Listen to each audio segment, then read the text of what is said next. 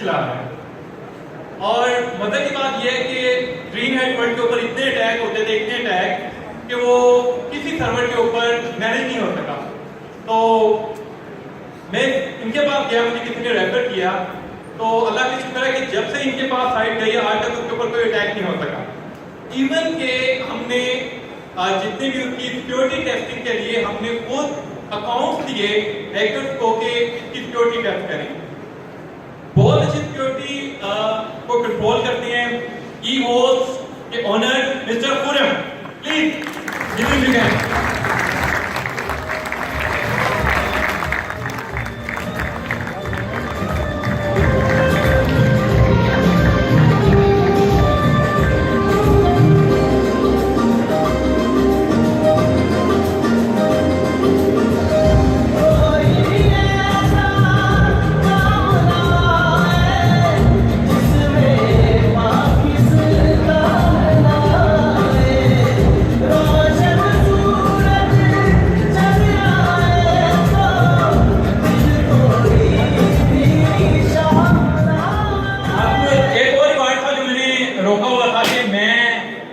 देना चाहता हूं ताकि उनसे मेरी थोड़ी मोहब्बत बढ़ जाए।